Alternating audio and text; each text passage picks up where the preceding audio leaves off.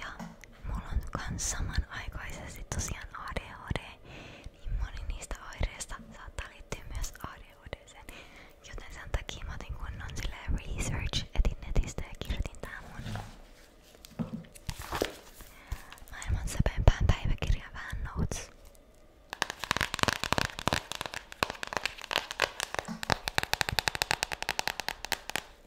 Tästä päiväkirjasta kuuluu hyvät äänet.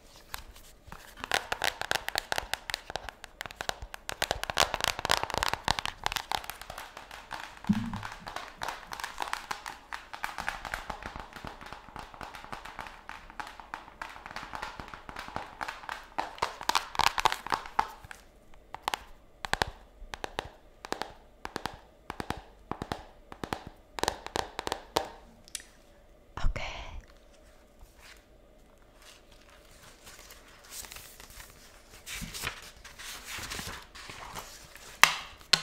Mitä te muuten pidätte tästä valaistuksesta? Kun mun mielestä tää on silleen tarpeeksi valaatunen, mut kuitenkin silleen just kans tarpeeksi hämärä. Kun mä just itekään en tykkää katsoa hirveen kirkkaita niinku ASMR-videoita, kun se vähän vie sen idean siitä, että haluais mennä nukkumaan.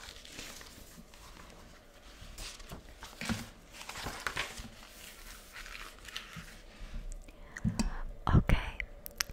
Mä etin netistä niinkun tarkan niinkun tollasen lääketieteellisen niinku selityksen tai määritelmän epävakaalle PPD:lle.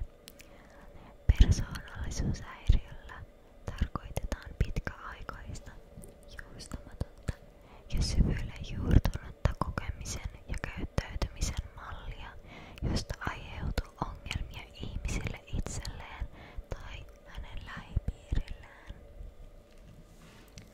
Eli toi on se virallinen määritelmä.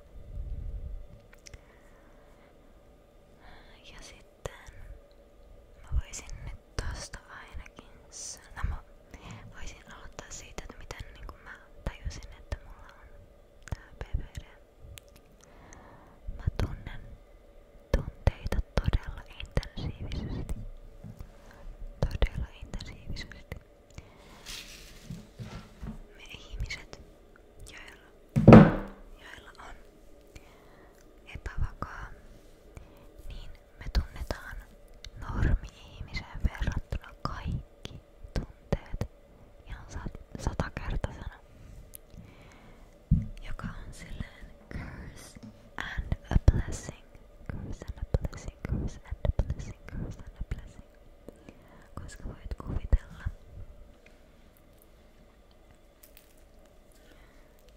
että jos sua surettaa, et sä oot just eronnut, niin mietit sitä tunnetta, se on ihan kamala. Mut mieti se sit kaksinkertaisena ainakin. Ja silleen, että kun meillä on kans PPD-ihmisillä hankala hallita tunteita. Eli meillä on todella hankala tavallaan lopettaa tai päästä irti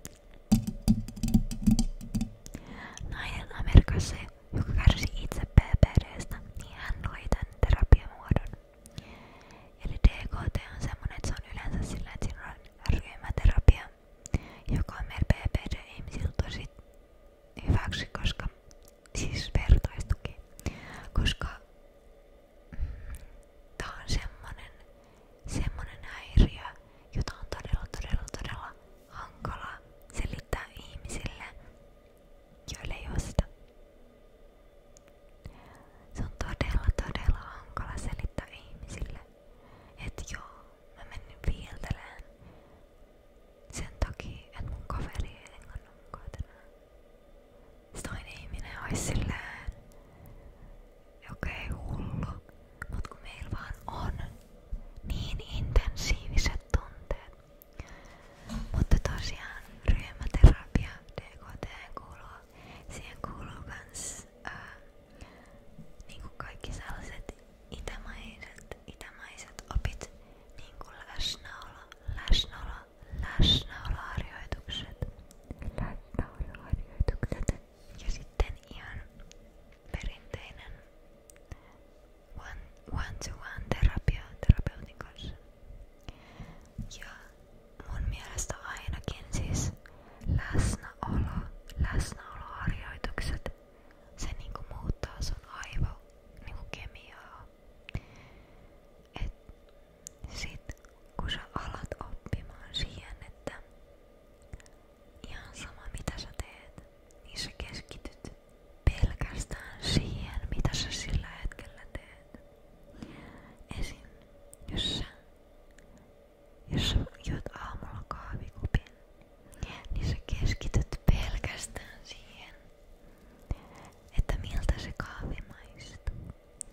Millainen olo siitä kahvista tulee. Onko se kahvi oikein lämpöistä? Ihan joka hetkessä miettii vaan sitä nykyhetkeä, koska silloin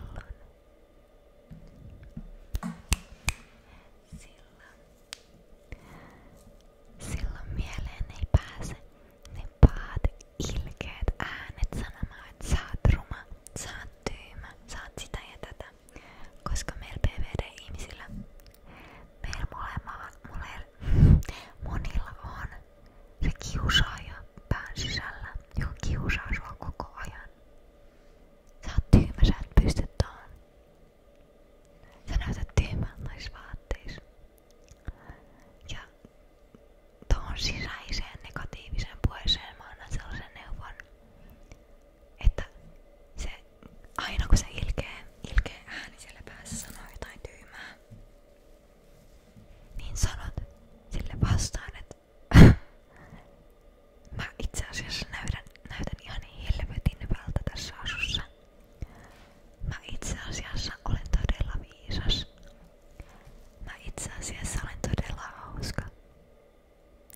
Muistakaa harjoittaa positiivista niinku itse self-talk. Se on tosi tärkeää.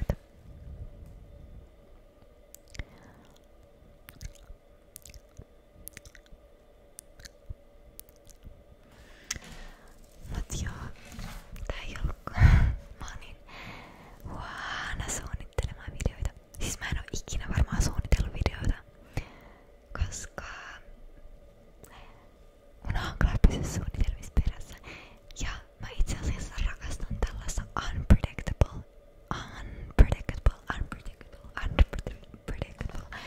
Eli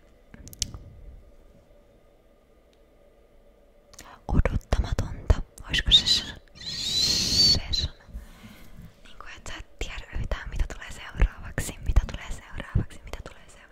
Yhtäkkiä vaan silleen.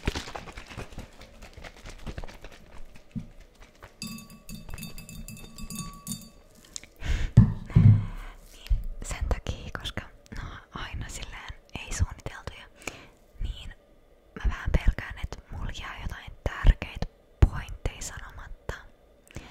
Mutta tää on muutenkin aika hankala video tehdä, niin mä teen parhaani. So, please be kind to me. Mutta mä tosiaan otin internetsistä oirekriteerit, niitä on 9. Ja taas kohtaa videoa mä nyt sanon. Älä diagnosoi ittees. Sä voit saada fiiliksen, että hei, eikä mun saattais olla toi. Silloin mene lääkäriin. Mene psykiatrille. Koska itse diagnosointi, se on aika tricky juttu, koska siis esim. Tosi monet PPDn oireista, niin